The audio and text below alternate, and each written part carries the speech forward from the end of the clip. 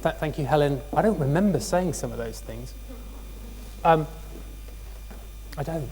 So I was going to, what was I going to do? So I'm just going to chat rather than talk, and I was going to try and keep this reasonably interactive. Is that a good idea? Yeah. Clearly not. Right, I need to find my slides. I thought they were. Okay, right, so Helen suggested that I trained a while ago. This is true. A bunch of us that used to work in London kind of met up, and we were having drinks last night. And all three of us thought, well, we're right at the beginning of our careers, and it slowly dawned on us that we're not at the beginning of our careers. And I guess we were all thinking about, well, why do we do research? What's the point of doing research? And I guess I'm interested in doing research to make a difference and to show and establish that what I do as a nurse has an effect. So I'm interested fundamentally in interventions. And there are some kind of guess who slides as we progress. So I think this is my guess who slide. Is nursing magic? Just out of interest, how many people here are nurses? Some people are nurses. Evenly distributed to the left and the right, curious. Okay, so is nursing magic? Because we take people and we expose them to training, and then at the end of it, if you're a mental health nurse, this is funny, what is produced is a mental health nurse or a nurse. And we, some writers of nursing think that nursing is some kind of magic thing that does wonderful thing to people and makes them better. And I kind of don't think that's true, because I think what makes a difference is the interventions that we deliver as nurses or as doctors or as other health professions. So what I'm interested in is in developing and testing interventions to try and improve people's health and well-being. So Helen said this is an inaugural lecture, so I think as an inaugural lecture you're allowed to kind of be slightly historical and self-indulgent about your career. So these are three places that have had a big impact on me, one way or the other. So anybody know where any of these places are? On your far left, this is the Bethlehem Royal Hospital in Kent. Helen said that I trained at the Bethlehem and the Maudsley. These are kind of sisters hospitals, but they're sister hospitals that hate each other with a vengeance and a passion. I spent most of my time at the Bethlehem in Kent, which is actually the best place. Not in Denmark Hill, but at some point I did move to Denmark Hill and I worked at the Institute of Psychiatry. The Institute of Psychiatry is a place where research gets done, and I guess that's where I served my research apprenticeship. And I do think that the way you learn to be a researcher is by and large by serving a research apprenticeship. You do it, you get feedback, and then you try and do it better. But you also need some education. You need people to teach you things. And I think where I really learned about doing research and doing good quality research is at the building on your far right, which is anybody know where this is? So this is the London School of Hygiene and Tropical Medicine, which is where I studied epidemiology. And epidemiology is a very good discipline to study, but can be a bit tedious if you're not interested in very complex and slightly dull statistics. Right, so these are some people. Does anybody know who any of these people are? If you're in mental health, you should know. Anybody know who the person on your far left is?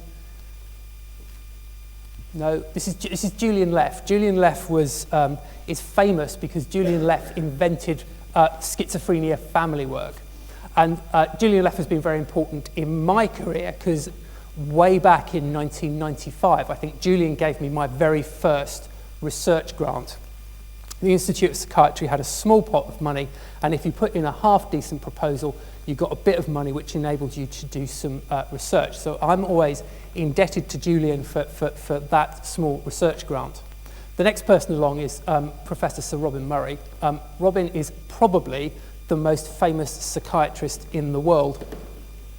And when I was very young and I was working at the Bethlehem Hospital, I was a junior staff nurse. I was very young, I was a junior staff nurse, and I was working on Robin's ward, and I had no idea who he was, and was probably incredibly impertinent, but it was a real privilege to work with him because I learned a lot about being a good mental health professional, but I also learned a lot about doing research and about applying research in practice.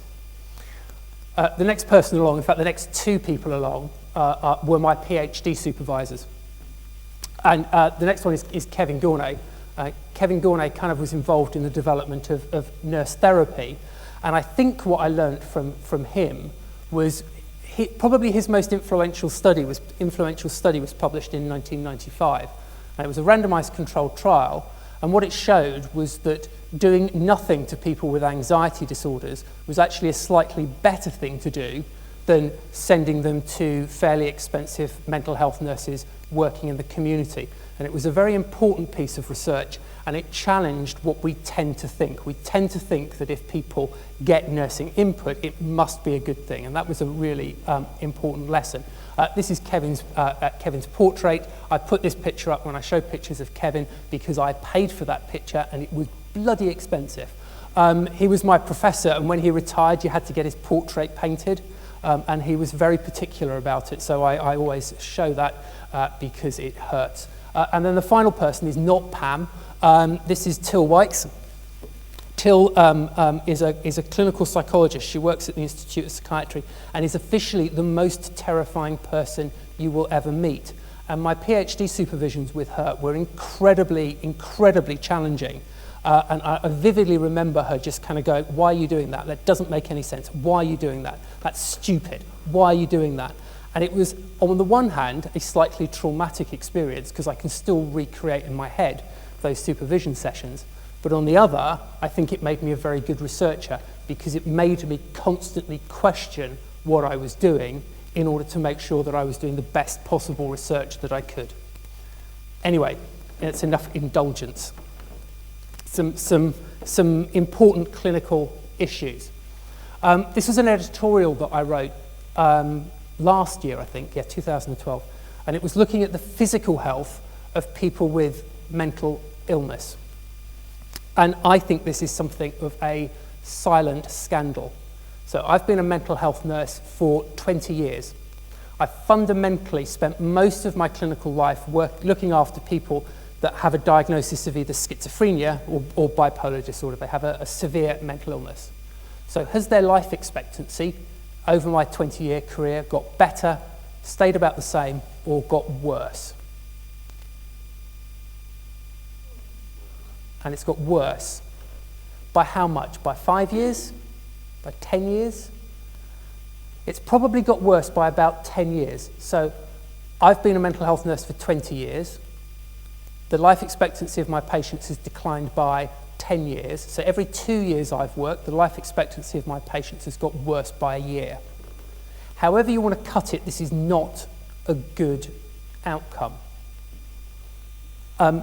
So I think this is something that we really need to address, not just as mental health professionals, but as a wider health community. And I do think it's a silent scandal, because if that was happening in any other disease area, if that was happening in cancer or it was happening in cardiovascular disease, if that was happening, that would be a scandal, and the Daily Mail would be very cross.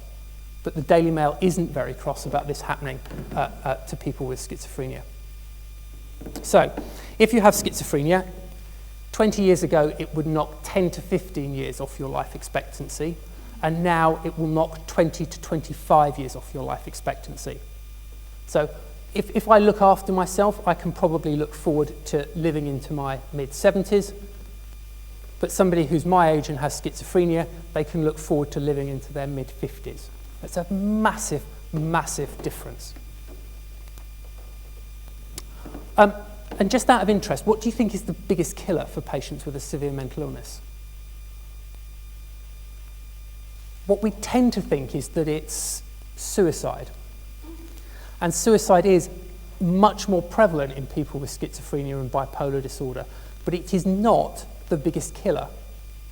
The biggest killer if you've got schizophrenia or bipolar disorder is cardiovascular disease.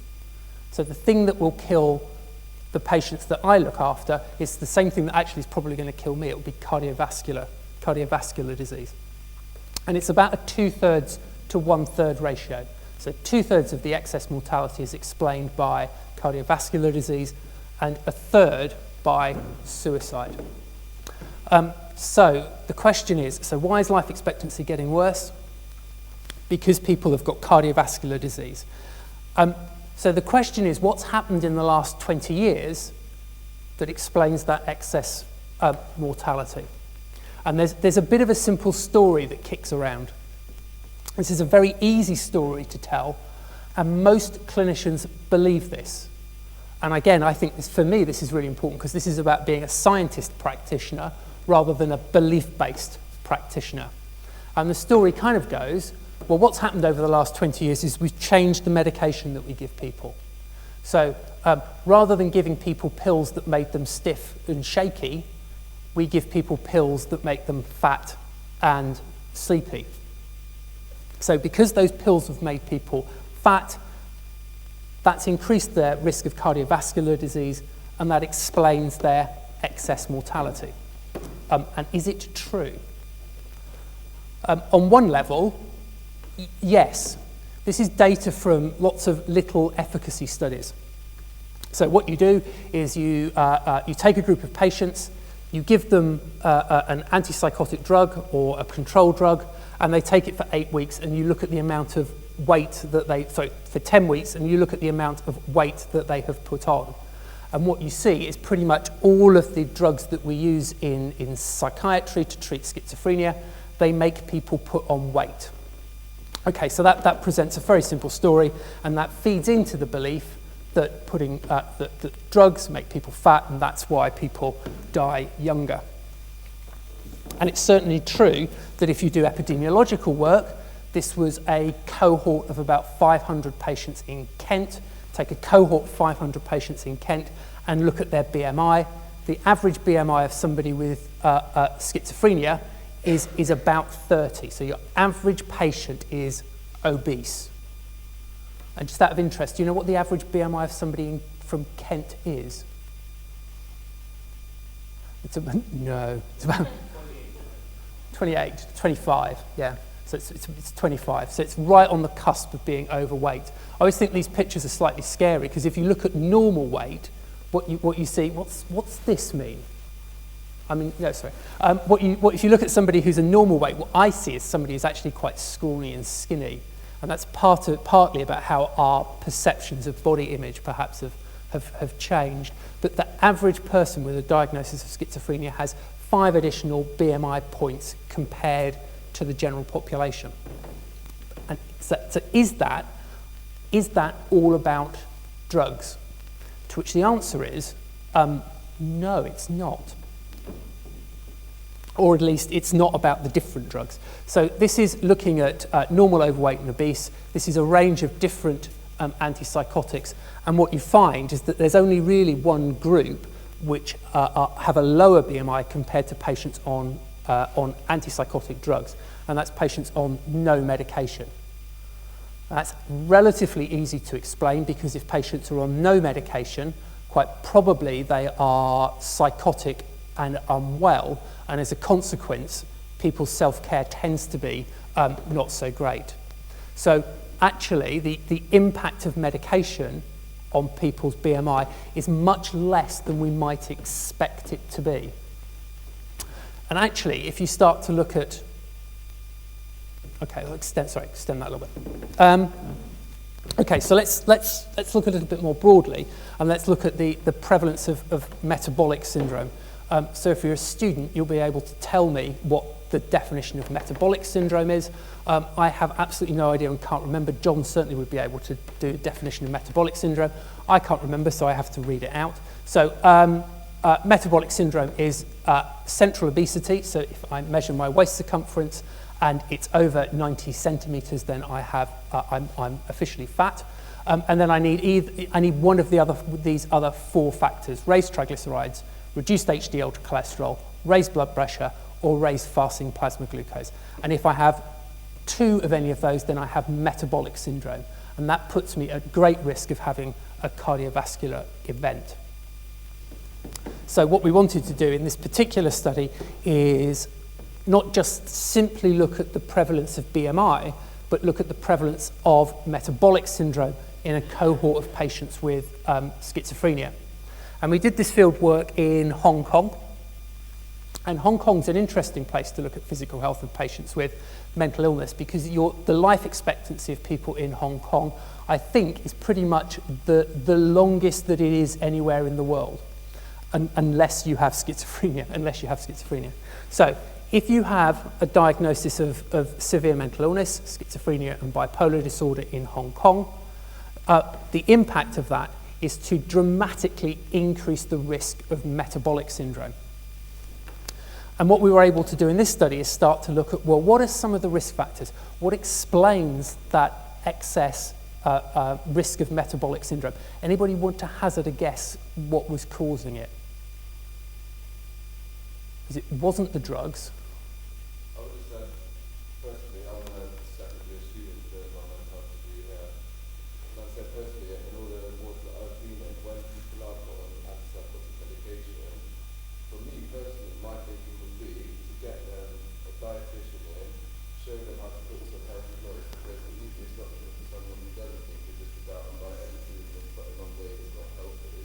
If the person starts to work on making aware that this will happen. Yeah, and I think you're pretty much right. If you look at what increases the risk of metabolic syndrome, so not exercising, so do people with schizophrenia exercise more or less than the general population, to which the answer is less, and quite a lot less.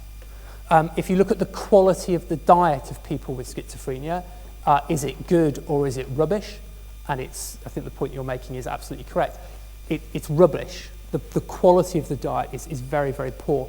And actually one of the interesting things is that men, guys, if you live alone, if you're living on your own, are you very good at cooking for yourself? To which the answer is no. When I lived on my own, I lived largely on a range of takeaway meals that I could get from Sainsbury's, ready-cooked meals that I could get from Sainsbury's. And I knew that I was in serious trouble when I knew virtually every ready-cooked meal in Sainsbury's, and in my head had a little internal rotation system. But virtually every patient with schizophrenia lives on their own, and it's kind of and it actually does have an effect. Living on your own has an effect on the quality of your diet. So people don't exercise, they eat very poor diets. Prevalence of smoking higher or lower than the general population in people with schizophrenia? Higher by a little bit or an enormous amount? An enormous amount, yeah. It's about 85% of people with schizophrenia smoke. Sorry, go on. Another problem is obviously in treating someone with schizophrenia, I think if you have to put them on clozapine, the effect of smoking will reduce the prevalence of the medication in the system, so then you have to up the dosage again, making it worse effect. Yeah, it will. The effects of, yes, this is really, clozapine is an absolutely fascinating drug, and I'll come on to that in a moment. So actually every single risk factor that you can think of for metabolic syndrome is increased in people with schizophrenia. But what you have is a population of mental health professionals that think it's all about the drugs. It's a belief way of practicing, not an evidence way of practicing. Okay, and just the kind of the final nail in the coffin of, is it the drugs? This is a great study. This is a population-based study done in Finland. Finland is the mecca for all epidemiologists because they have computer systems that communicate with each other, unlike in the NHS. And what you can do is do very large population-based studies. And this is a very famous study. This is the Fin11 study that was done by Janti Honen and colleagues. And what this study showed was that who lives longer, patients who take or patients who don't take medication? And the answer is patients who take medication. And actually the patients who live longest are patients who take which drug?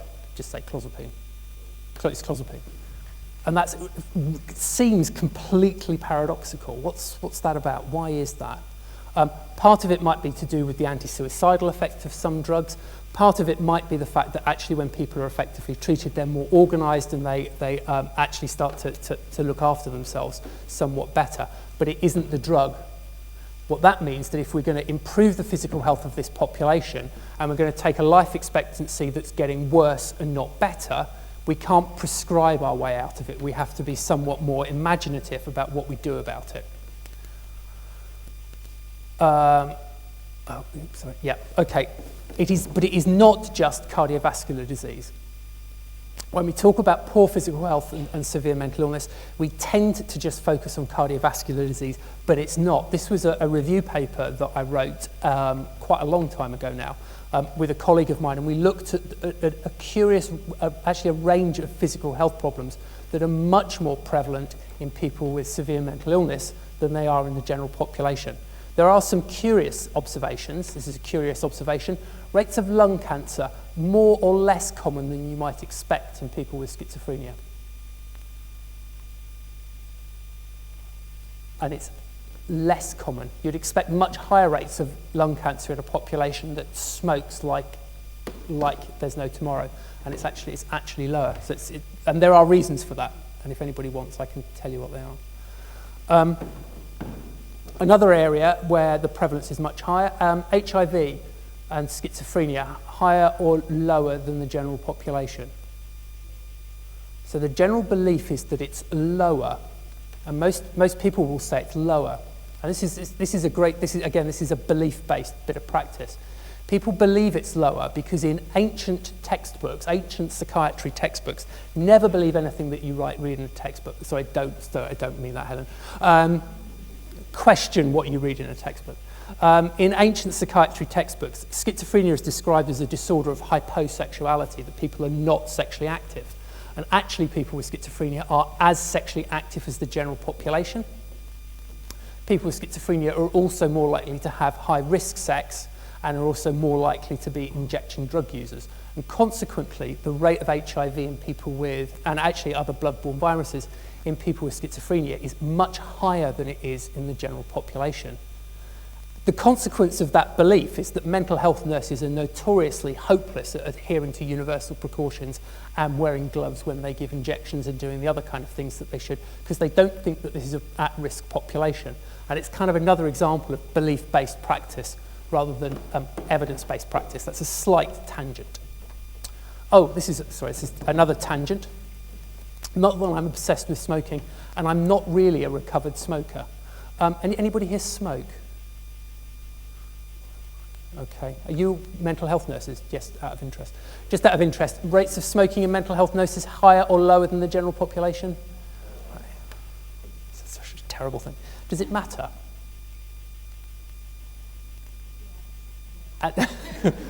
Does it matter? Not speaking. Curiously, it does. This is a fun statistic. This came out, I think, last year. This was a cross-sectional survey looking at what people said and what they did. This was a cross-sectional survey. It's correlations. You can't infer anything from this. But nurses who smoked seemed to be much less likely to promote smoking cessation in their patients. And you're at the back, so you can disagree with me if you like. And it may or may not be true, but actually it's an observation that has been repeated. So there was a study in America that fat GPs are much less likely to promote weight loss interventions than thin GPs. I think it's an important point for Pro-Vice Chancellors and important people, that actually one of the things that probably we could do to improve the health of the people that we look after is be paragons of virtue ourselves. And just to prove this point, I'm running the Bristol 10K on Sunday. I don't know, is anybody else? Anyway, let's not go there. Right, okay. So what are we going to do about it? Here's some options.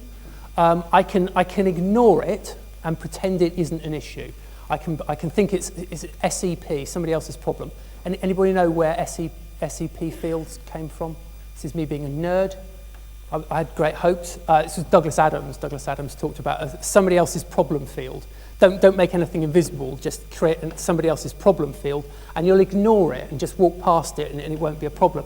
And there's a very real sense that that's kind of how we've dealt with physical comorbidities in our patients for quite a long time. Other options, we can create a whole new service. And the NHS quite likes creating whole new services. It created IAPT, for example. This is a whole new service to try and address a problem. And in some ways that actually does work. What I can try and do is I can try and change the practice of secondary care mental health workers, or I can try and deal with this in primary care. So these are some choices. Okay, so let's create a new service.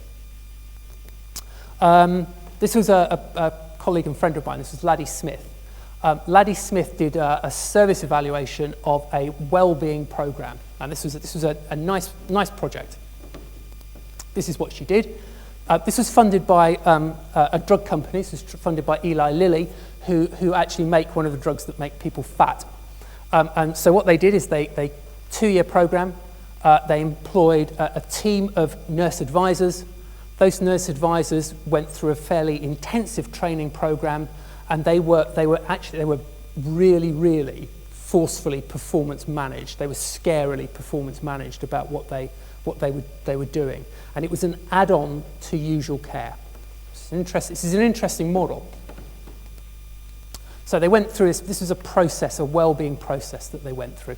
They registered patients. They did a whole range of screening tests. They referred patients to weight management programs and physical activity groups, and then they kind of followed up patients over a 2-year period to see how they were getting on.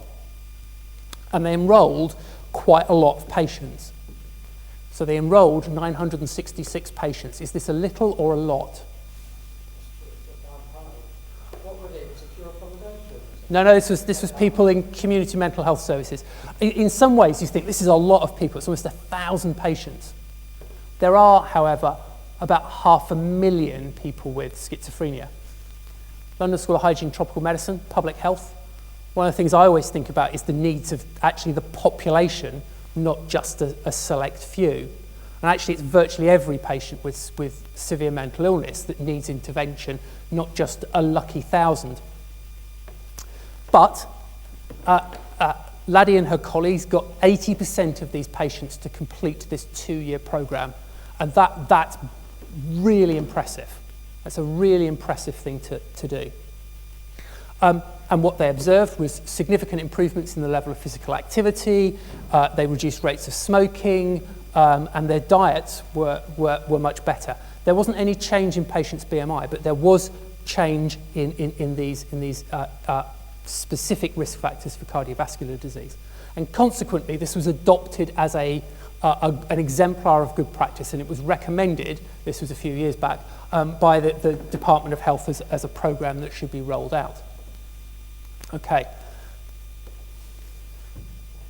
Let's see whether I can implement this in my mental health trust. Because one of the problems of working with the pharmaceutical industry is that working with the pharmaceutical industry is a bit like working with a small child.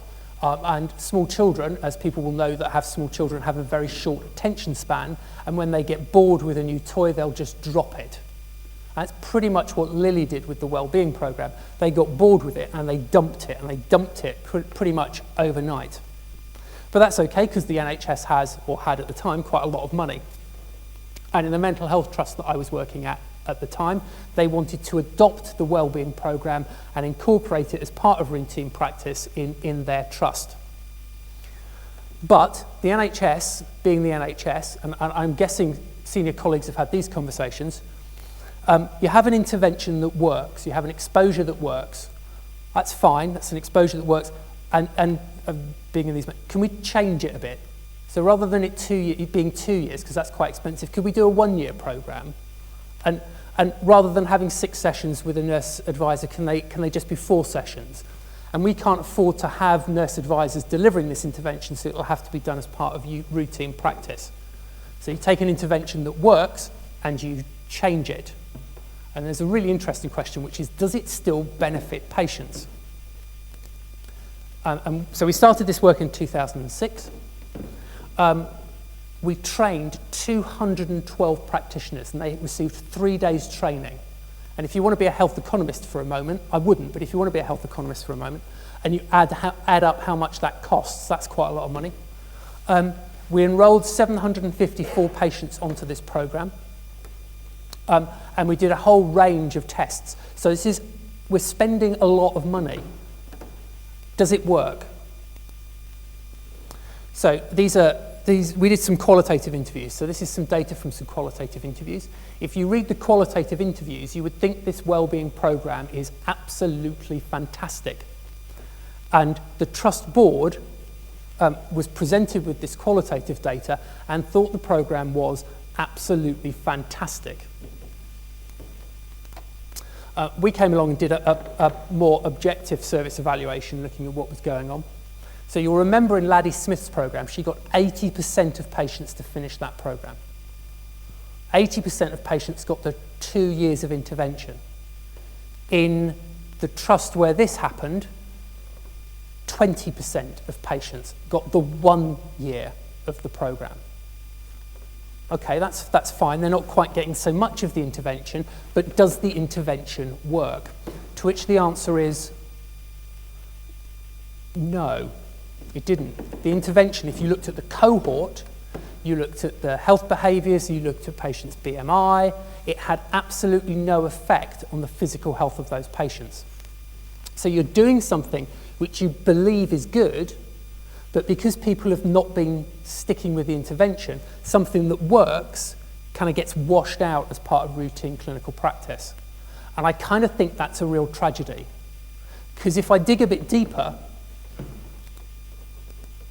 if I look at the patients that completed the program and ask the question, does the intervention, does the exposure have an effect on these patients' BMI? The answer is that it does. So it is not that the intervention doesn't work. It's not that the exposure doesn't work. It does work. The problem was that patients hadn't got enough of the intervention. And that's really sad because it works. Okay. What else can I do? One of the problems with the wellbeing program is that it is a fairly complex intervention. And there are quite a lot of studies that show that what happens with complex interventions is that people don't stick with it. Right, can we do something simpler? I like simple interventions. Let's look at health checks. If you take some kind of baseline measure, this is some work done by Tom Barnes from the Prescribing Observatory in Mental Health in London, looking at the health checks that go on in secondary care settings in inpatient wards. And what they observed was that there really wasn't that much evidence of good quality health checks that were going on in secondary care. So what we thought we'd have a go at is trying to develop some kind of comprehensive health check tool that mental health nurses can utilise in their routine clinical practice. And if a nurse does a health check and they identify that there are health problems, then they should be planning care that will then improve the outcomes for patients. So this was our health check tool. We somewhat foolishly decided that what we needed to do was to keep it on one side of A4. This was largely based on the fact that mental health professionals are by and large not very good at turning over the page. So you keep it on one side of A4. This did mean that we went down to about 9-point font, which wasn't actually particularly clever. But we did a pink version and we did a blue version, pink version for girls, blue version for boys, and we addressed a whole battery of areas of physical health that are more common in this population. So it didn't just look at kind of cardiovascular risk factors, but we also looked at things like people's dental health. So if you look at the dental health of your patients' nice white gleaming teeth, your patient's nice rotten teeth. And I have a fairly well-rehearsed rant, which kind of goes, I understand that it's quite a good idea for mental health workers to try and help people with mental illness recover and get back into the community, that's fine. But actually, if you send people for a job, or you send people for on a date, and they've got a mouthful of rotting teeth, there's a reasonably good chance that they'll never get to the second date, and they almost certainly won't get the job interview. So I think addressing kind of small things like people's dental health is actually really, really important. So our argument was that this needs to be a risk assessment. This is a risk assessment, but this isn't about suicide that explains 1/3 of the excess mortality. This is about physical health that explains 2/3 of the excess mortality. And this was the process. So in my mind, you do a health check once a year, you plan care, you implement care, and then you do a health check and see how things are going. And actually, you should just be going round and round and round this cycle. And if you're a community mental health nurse, this is something that you should be doing with every patient on your caseload.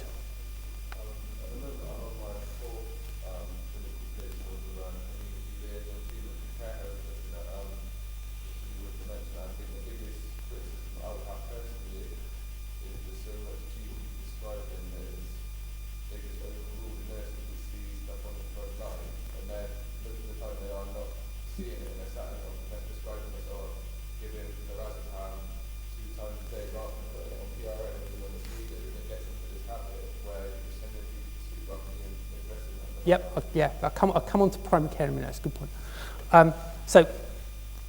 If you're doing research, a good thing to do will be to pilot an intervention, and we piloted our intervention just by doing a case series with 30 patients. And what we found, simple case series, was that virtually every patient had some kind of physical comorbidity. So if you're a mental health professional, and tomorrow you're in practice and you see a patient and they have schizophrenia or bipolar disorder, they will have some kind of physical comorbidity, and you should be doing something about it. Okay, what I need to do now is I need to prove that getting mental health nurses to do health checks has an impact on clinical outcomes for patients.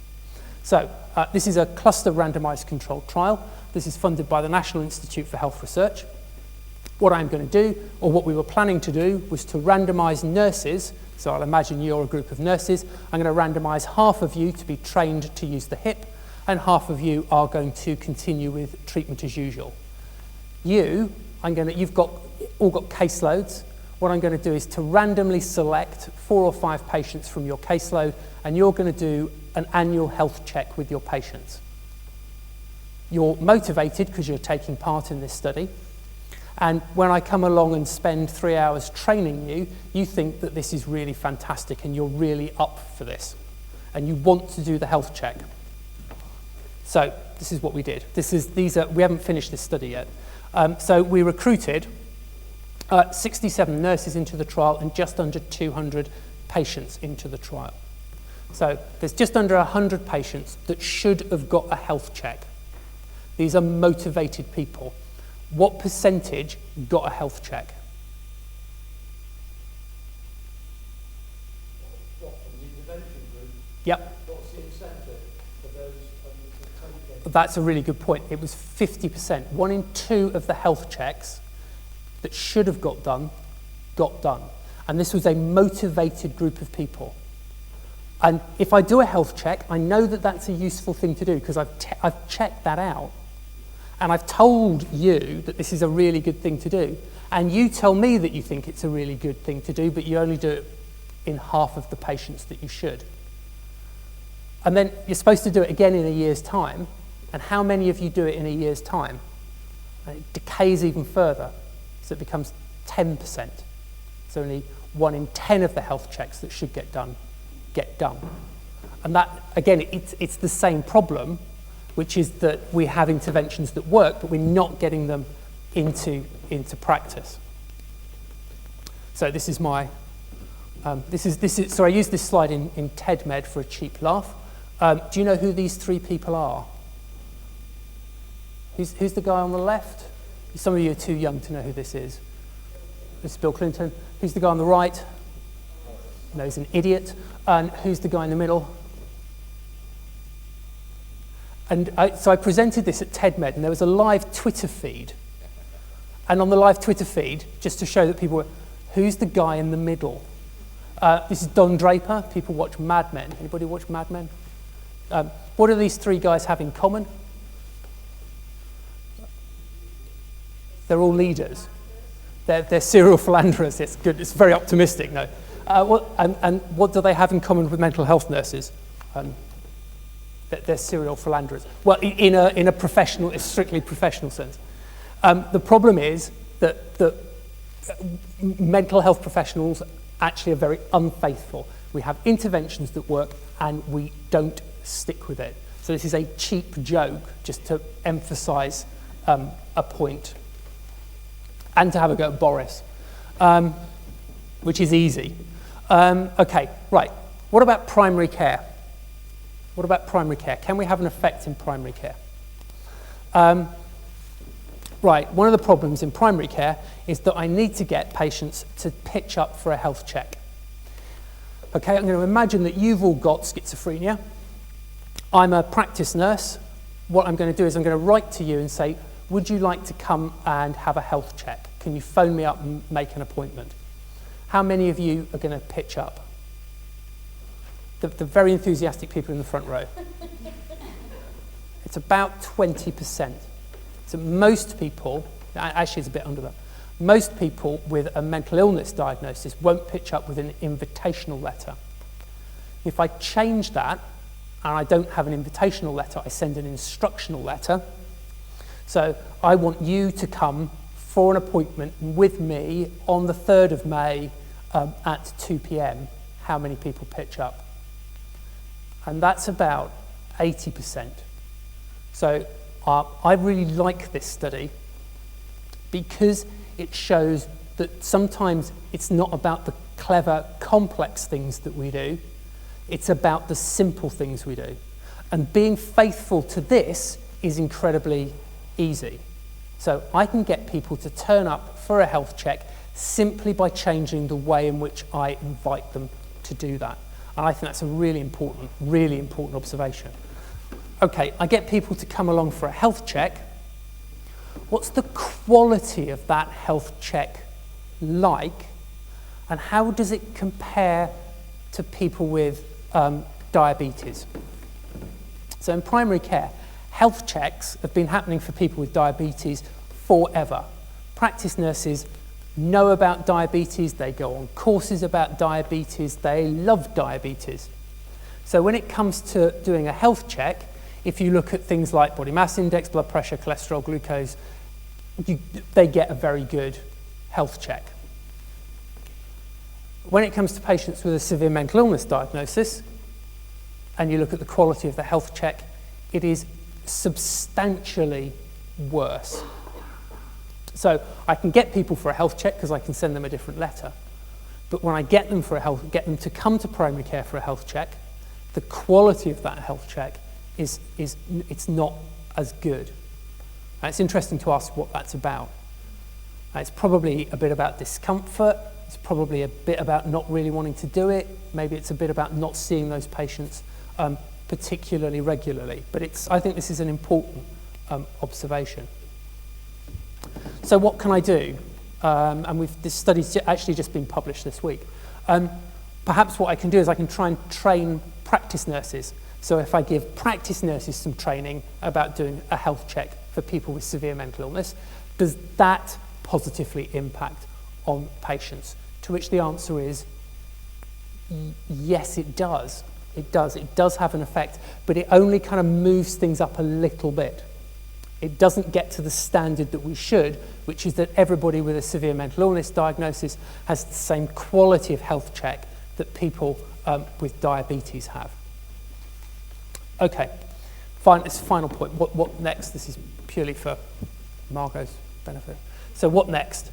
I think that what we tend to do as mental health professionals is we get very bogged down in very complex interventions that we don't deliver faithfully.